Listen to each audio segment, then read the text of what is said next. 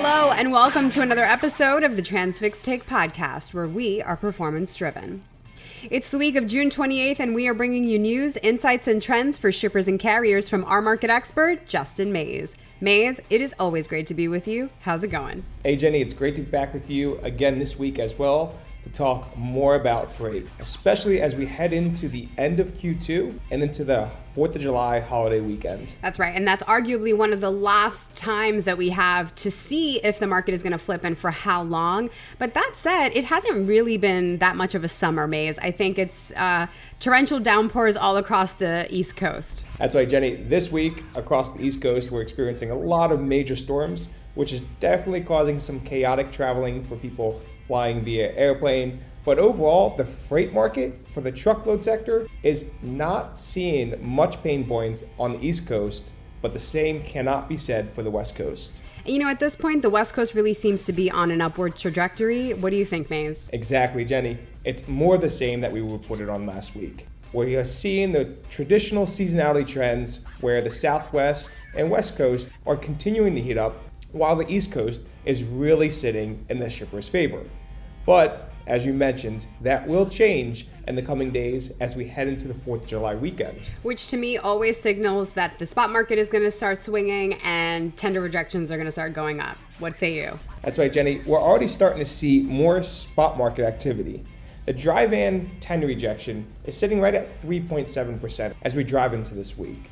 And that is continuing to see slow increases week over week, but still very low compared to what we drove throughout the pandemic. But if we go and we jump over to the reefer side, reefer tender rejections are sitting over 5%, but more notably, tender rejections in the Southwest and West are as high as 10%. Wow, that is quite a large percentage. And this just really showcases the seasonality impact that we are starting to see come alive again after the roller coaster ride of the freight markets throughout the pandemic. Yeah, Mays, produce season is definitely a trending topic in the supply chain right now. We just had a conversation with JOC's Kathy Robertson about produce season, and I think we had a breakthrough about what it could look like in the future, so listen up there. But you know what it's time for? The regional breakdown. Why don't we get started with where it's heating up most? The West Coast. Out in the West Coast, we're still seeing pressure.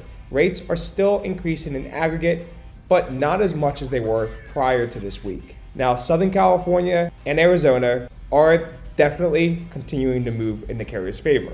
But shippers can find some relief on freight that is staying local or short haul. But if it's going out past 250 miles, you're likely going to continue to experience the same pressure you witnessed the last week. And who can blame carriers if rates are that high on the West Coast? Now, let's move over to the South. What's happening there? It's a mix of two stories. Yes, we're seeing tightness along the border in markets like El Paso and McAllen, but some of the larger markets by volume, like Houston, are actually still seeing some relief. And more specifically, freight that is staying local in between the Texas triangle of Austin, Dallas, and Houston, we're seeing relief for shippers. Yeah, Mays, navigating those border markets are certainly going to be interesting to watch, especially as we jump through July 4th weekend. But why don't we talk about what's happening over on the Northeast? Now, weather is not so great this week, but the freight markets are still very soft and not seeing any impact. Rates are going to continue to stay pretty stagnant, I believe, throughout this week as we approach the 4th of July weekend. And last week, we really didn't see too much movement up or down, regardless of the lane. But there are pockets in the Northeast that did show a little bit of tightness, and that's in the Long Island area and Connecticut. But those are much smaller markets with very low volumes of freight. The major markets, such as Elizabeth, New Jersey, and Harrisburg, Pennsylvania, that really drive the volume in the Northeast, continue to remain relatively flat week over week. And of course, I'm sure we'll see a jump there in the next week or so. That said, why don't we head down I-95 and head into the coastal region? Overall, we're seeing loosening, mainly in the largest volume market, which is Charlotte in North Carolina. I don't think we're going to see too much softening or tightening other than what we would expect going into the 4th of July weekend. Earlier this week, I think shippers have to take advantage of it because just like every other region, as we get to the tail end of the week, we are going to see that tightening regardless of what region you're in. But for right now, the coastal region is a region that is more favorable to shippers. It's interesting. There literally is a battle between the East and West. The only caution I would have for outbound freight of the coastal region is stuff going down to southern Florida or cross country to California. And that's a new call out because over the past few weeks, freight leaving the coastal region going cross country was actually very favorable to shippers, but that has started to take a turn. Great call outs there, Maze. Now let's take our final stop on I-95 with the Southeast and hit up Florida. Like I mentioned, Florida flipped. Florida is continuing to see decreasing rates as capacity continues to loosen. But other markets to watch are definitely going to be Atlanta, Georgia, as Atlanta, Georgia is one of the top 3 volume markets at any given time. We saw a few weeks of loosening. This past week, we saw very slim tightening. But overall, I think we're going to continue to see the Southeast loosen, whether it's Tennessee, Florida, or Georgia. The 2 states to be cautious about right now is Alabama and Mississippi due to the major storms we experienced this week. And without further ado, our final destination in the Midwest. What's going on over there, Maze?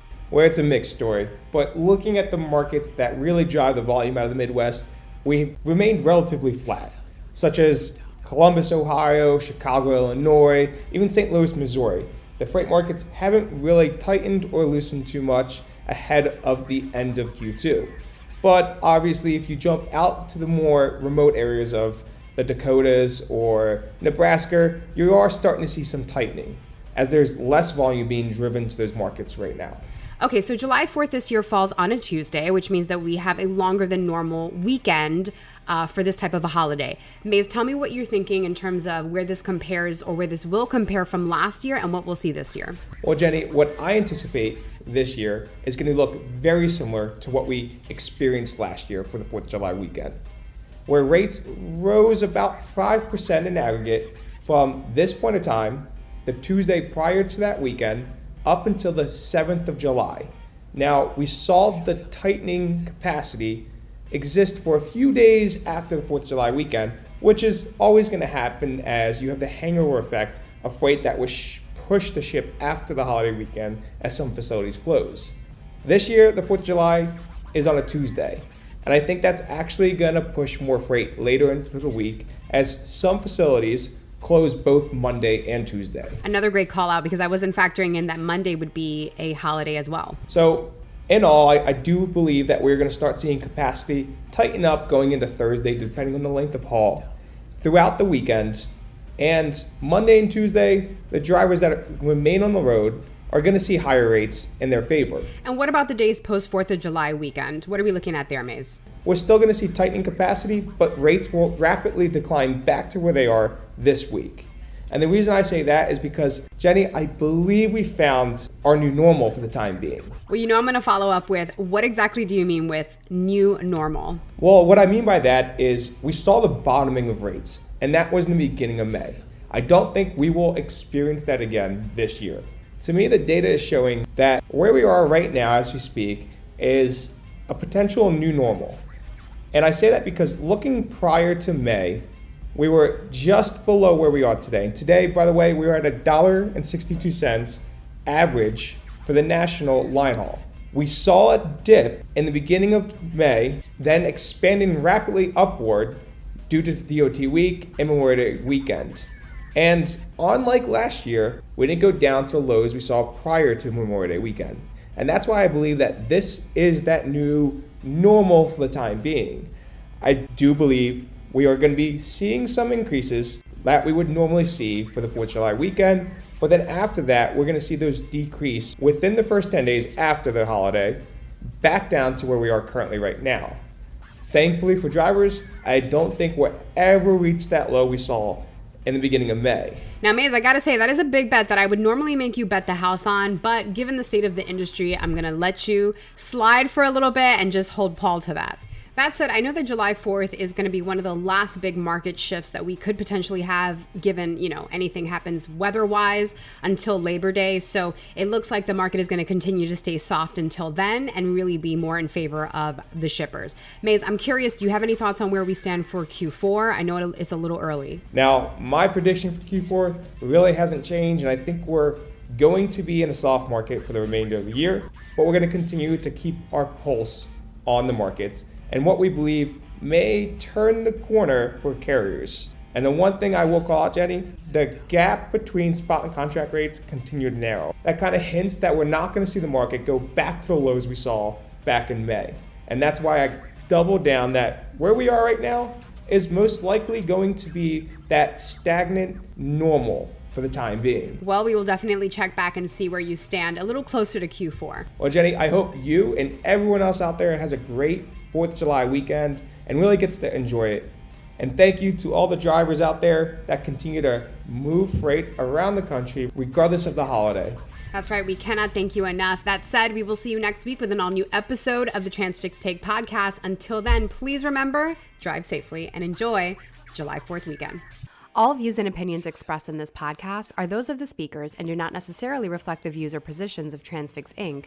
or any parent companies or affiliates or the companies with which the participants are affiliated and may have been previously disseminated by them. The views and opinions expressed in this podcast are based upon information considered reliable, but neither Transfix Inc. nor its affiliates nor the companies with which the participants are affiliated warrant its completeness or accuracy, and it should not be relied upon as such. All views and opinions are subject to change.